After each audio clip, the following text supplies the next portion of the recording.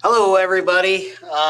This is day three. Got a few more slideshows in, and I'm going to try and give you.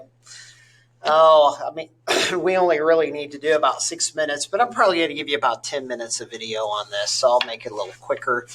I'm going to wrap it up with the three people that did get it into me. And so, for the rest of you that did not, you still need to submit your Google Slideshows. That's really important. The later you are, the more points come off. And so I'm getting some slideshows that are coming in as low as 15, 16 points. So just keep that in mind. You don't want to be that person that starts to get their grade docked.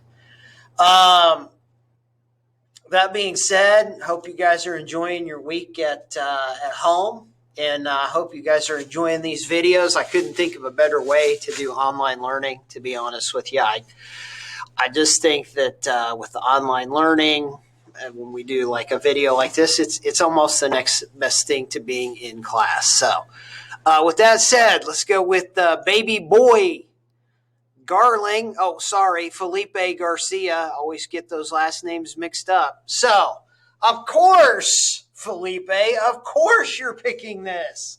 Really? And it even shows the squirrel. Really?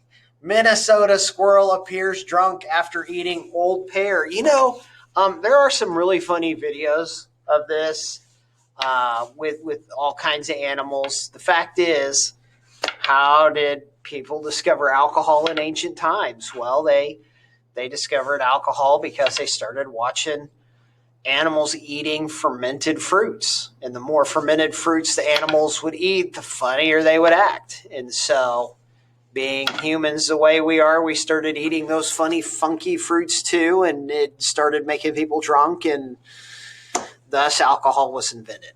Right? So we started to refine alcohol from that point on. Some people say alcohol has been around for something like 10, 15,000 years. And so it's been around in human culture for a long time. But as you can see from Felipe's picture here, apparently animals participate in that too. So here we go. So what? A squirrel eats an old pear and appears to be drunk on camera. I'm assuming that old pear is like fermented. So the fermentation is where the fruit begins to rot. And the byproduct of that fruit rotting is usually a fungus like yeast getting on the fruit, eating the fruit. And then alcohol is yeast poop, right? So the byproduct of yeast eating on the pear is it poops out alcohol. All right, where this happens in Inner Grove Heights, Minnesota. Oh, those Minnesotans. Why and how? Why? The squirrel ate an old pear because it was hungry. How? Somebody left a pear out and it got old and the squirrel found it and ate it. Wow, that's real in depth there, Felipe. A little bit on the fermentation process probably would have been good. I filled in those blanks for you, though. All right. When this happened, November 25th, 2020. So just when? 5 days ago? Okay, question. What did the squirrel eat? A pear, a banana, a apple. That should be an apple, Felipe. And a pear. So you decide, you pick it on Edpuzzle. And there it is. Odd news. I think a lot of you like that odd news source, although some of you said that you preferred the positive news. Hey, by the way, I wanted to point this out. This is our Edpuzzle video in attendance, and you guys are turning it in on there. I've got Emmanuel, Felipe, and Jeffy turning it in on there. That's not where you want to put it. Where you want to put it, let me get back into your classroom, is you want it not on this one, but you want it on the one just above it, the one that says Week 14 Feel Good Story, right? So if I look at that, oh, I got some more in. Good. Looks like I got Cade's, Addison's, Franklin's, Lucas's. Wow, we got plenty to work with. Well, let's go to Kate's. Debo.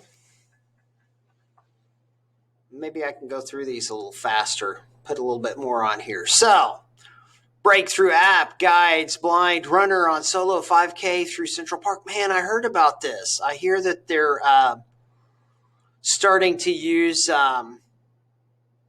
3D goggles that somehow can help the blind.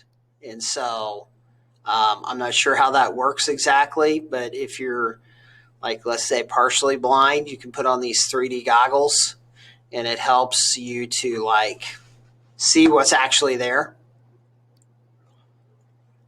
Okay, so let's get to it. There he is, Thomas Panek.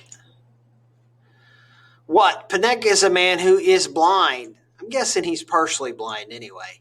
He owns a program called Running Guides. The program trains guide dogs for blind runners. Panek ran the 5K with no assistance. He used an app, unstated, to help him see in his head to not run into the woods or anything. What does that mean, or anything? Like a building, a structure, a lamppost? All right, when? November 30th, 2020. Article only states a race he did back in March of 2019 in New York City. Cage, you forgot the map. Why and how? Panek used a phone and some kind of device that transports the camera from his phone into his brain image. That's crazy. I mean, they're doing more and more with, like, cyberware, I guess is what you would call it. And it's where they can attach things to your ears or your eyes or into your brain. And you can actually control a computer with your brain. So they're using it with a lot of handicapped people. Panek has been a runner his whole life, and he just wanted to share what, even if you blind, you aren't different. You can still achieve your goal just like any other human being. So true. Question: what does Panek program do? Make the device he used for the 5K, train dogs to help people with their races, make blind people's cell phones, train blind people to run with instinct. Man, I want to say, is it B or is it A? Because on here you mentioned the dog. The program trains guide dogs for blind runners. I mean, based on that, I'm going with B, but it could be A, make the devices he used for his 5K run. I don't know. I'm going to go with B on that. Just saying. That's the way I read it. All right, let's see who else posted today. We did Bryce's. Have we done Addison's? We did Damon's. We haven't done Addison's yet. And Addie Poo, what did you do this week? Honestly, I really like doing your slideshows this way. It's kind of fun. I've learned a few things. I'm enjoying it. And I hope you guys are enjoying it at home. I mean, if you're not, I'm sorry. But I think, to me, it just seems like the best possible way to do class. And I might start implementing this kind of style of learning in my history classes. Why not do a who, where, when, what, how with history? So here's Addie's. I'm getting there. It's loading. Women sees her dog's face in the clouds after death. Ooh, that's kind of crazy. Who? Lucy Ledgway and her dog. What and how? Lucy's 14-year-old dog passed away on June 20th. Sunday was a Parson Russell that Lucy rescued when she was 6 years old. So Sunday must be the name of her dog. Sunny was a Parson Russell. Parson Russell. Okay. Lucy told her boyfriend that she wanted to go outside to see a sign that Sunny was all right, and she saw her face in the clouds after just 2 hours. Aww. And there's Sunny, and there's the clouds. Okay, where? City of York in northern England. When? July 1st. Man, this is making me sad because I just had a cat die. And we went out to see my brother last week. I took that 2 days off of work, went out to see him, put our cat in a kennel, and we got home and we got a phone call from the kennel saying one of the two cats died. And, we were all sad about that. I mean, it wasn't like crying, weeping sad, but it was like kind of like, oh, Kitty Chocolate's dead. All right, why? Sunny, sorry, I keep saying Sunday. Sunny passed away in her father's arms after having a seizure. She had some other health issues. She was diagnosed with diabetes last year. She'd been taking insulin for 13 months before her health started to deteriorate. They thought she'd be euthanized, or they thought she has to be euthanized. Okay, question. What did Sunny die of? She died of diabetes. Yeah, you can. It's not treated right. Now, you can treat diabetes so that you can live long term, but I don't think people that have diabetes live as long as, I think your life expectancy is shortened. Although, if managed well, you can live for a long time. And that's feel good news. All right, I might have to check this source out, because I don't think I've ever seen feel good news before. So there was the Good News Network and there was Positive News. And Miss Addison's introducing us to a new source called Feel Good News, feelgood.news. And it's kindness, inspirational, international, pets blessed. Let's just look at kindness really quick. No. No. We don't do cookies and we don't do ads. Ooh, that's disgusting. How to easily clean earwax. Earwax can cause hearing loss and memory loss. Really? Try to fix this to remove. QGrips.com. Oh, that is so gross looking. Simple trick to eliminate dust. All kinds of stories. Farmers return prosthetic leg loss during skydive. Wow, imagine that. You're like out in the field and suddenly this leg just lands out in the field next to you. Police officer helps 12-year-old boy run lemonade stand. Man travels 14,000 miles to play music for brother recovering from a coronavirus. Landlord allows family to stay after they couldn't afford rent. Oh, that's so nice. 3 men, 3-time cancer survivors surprised with trip to Spider-Man premiere. Wow, a lot of cool stories. A lot of cool stories on here. Definitely worth checking out. So thank you for that, Addison. Man, I can't get over that earwax stuff. Gross. All right, so let's see. We did Damon's. Let's look at Franklin's really quick. Says you've got an attachment on there. 2 attachments.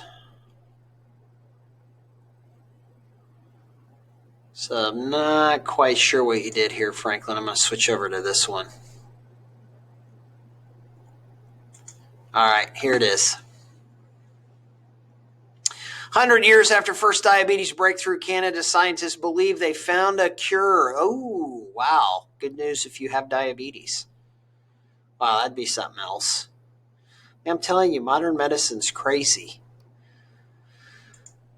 All right, Canadian scientists at the University of Alberta just cured diabetes in mice, opening the floodgates for research on adapting this cure for humans. The potential cure is a landmark moment in preventing the prevalence of diabetes in our society, a disease which, according to the World Health Organization, burdens 422 million people worldwide.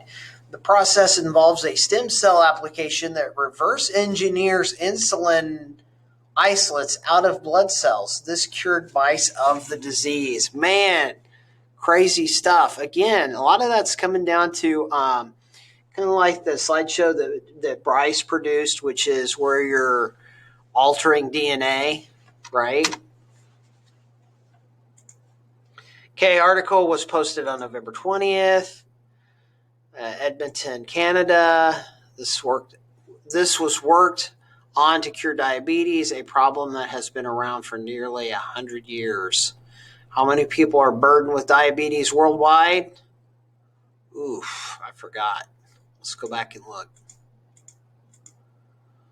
422 million. That's more diabetes patients than there are Americans.